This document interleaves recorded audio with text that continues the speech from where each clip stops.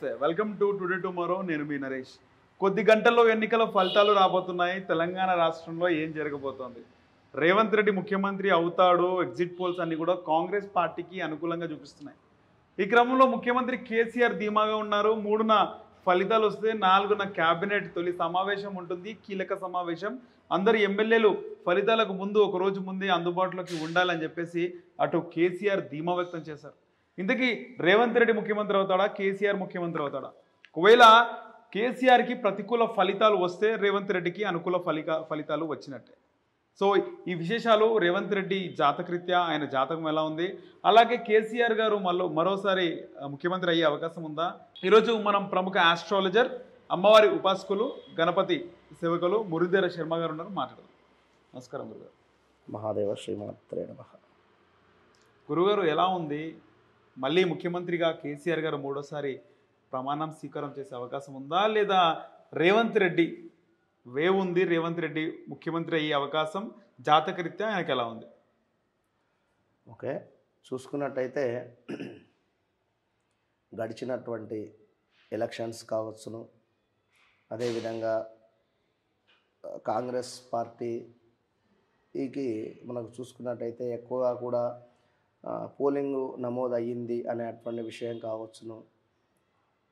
అదేవిధంగా ఈ యొక్క చంద్రశేఖర్ రెడ్డి మన యొక్క సీఎం కేసీఆర్ గారి యొక్క జాతకరీత్యా కూడా శని ప్రభావం చేత తనకి కూడా కాస్త ఇబ్బంది అయినటువంటి వాతావరణం గోచరించేటువంటి పరిస్థితి.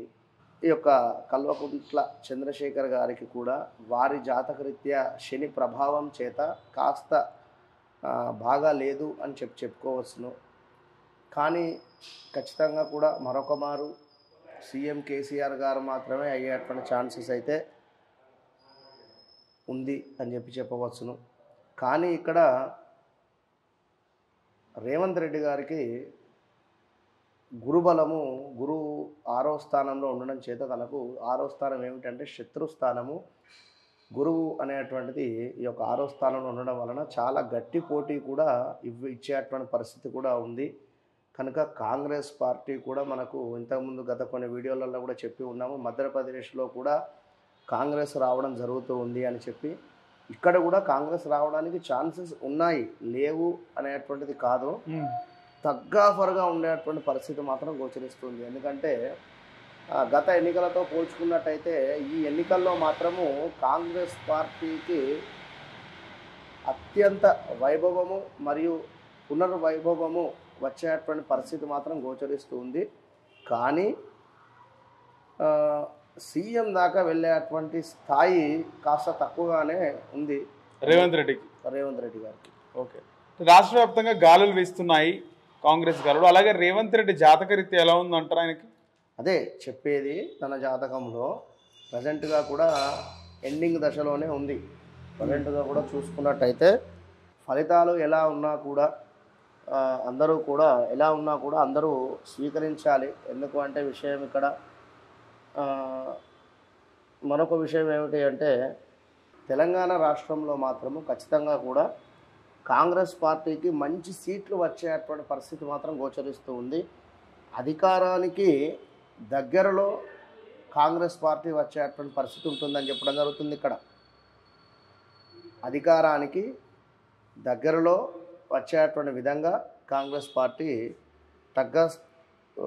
పోటీ ఇవ్వడం జరుగుతుంది, తగ్గ స్థాయి పోటీ. రేవంత్ రెడ్డి జాతకంలో ఒక అత్యుత్తమ పదవి చేపట్టే గడియ వచ్చిందంటారా గురుగారు?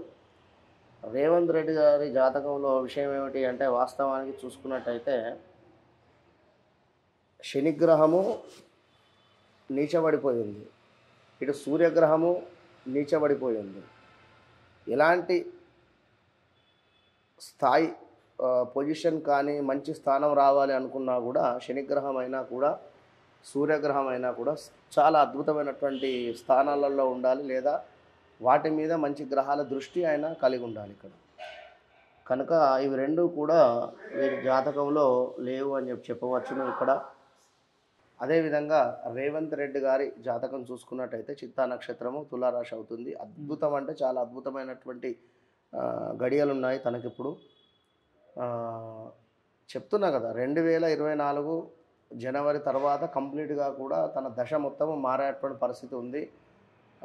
బుధుని దశ తనకు యోగించేటువంటి పరిస్థితి ఉంది. సప్తమాత అంటే ఏమిటి అంటే ఎదుటి వ్యక్తి, మనకు 7వ స్థానం ఏమిటి అంటే ఎదుటి వ్యక్తి కనుక ఖచ్చితంగా కూడా ఒక స్థానము తనకు రావడం జరుగుతుంది, ఒక పదవి. ఆ పదవి ద్వారా ఎదుటి వ్యక్తులను కలవడం కావచ్చును, వారి యొక్క కష్ట సుఖాలు కావచ్చును, మంచి చెడులు కావచ్చును ఏర్పడేటువంటి పరిస్థితి గోచరిస్తుంది. కానీ మరలా మాత్రము సీఎం కేసీఆర్ గారు వచ్చేటువంటి మాత్రమే అయితే కనబడుతుంది.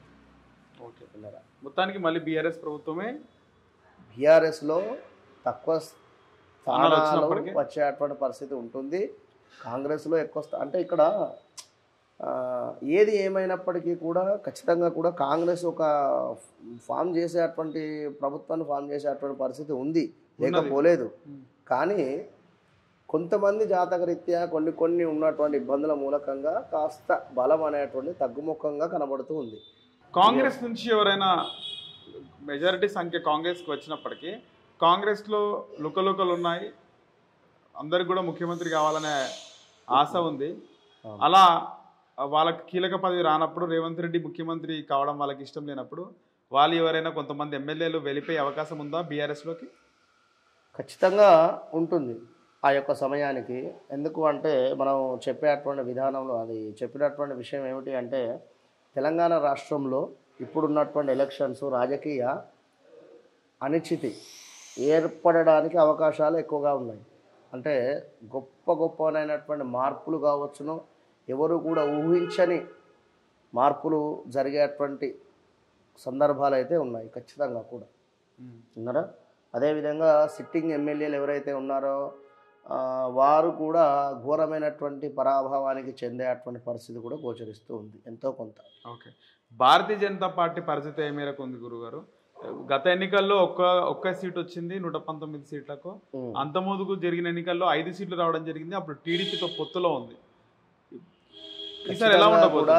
బీజేపీ పార్టీలో ఉన్నటువంటి కొందరు వ్యక్తుల వలన ఆ యొక్క బీజేపీ పార్టీకి రాజయోగం పట్టేటువంటి పరిస్థితి గోచరిస్తుంది.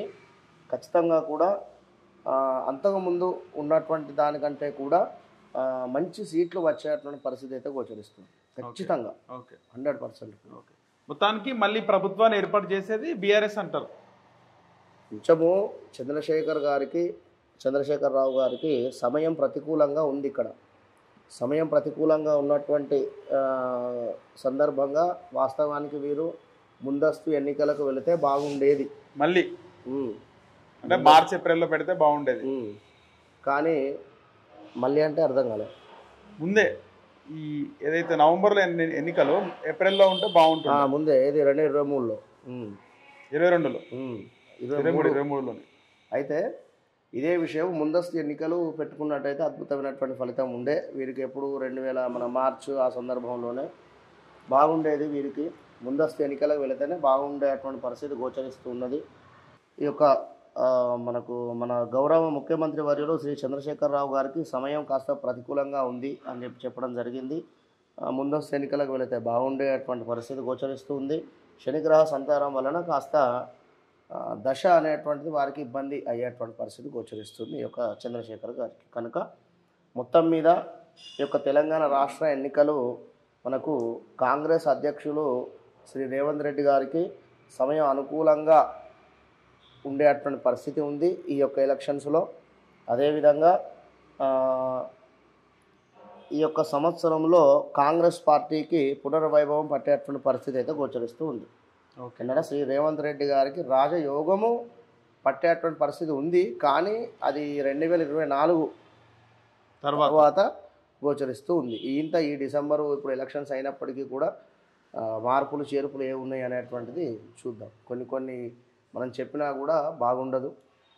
ఎందుకు అంటే ఈ మీడియా ముఖంగా ఈ పార్టీ వారని ఆ పార్టీ వారని ఏ పార్టీకి కూడా మనము బేస్ చేసుకొని చెప్పేటువంటిది ఏమి ఉండదు.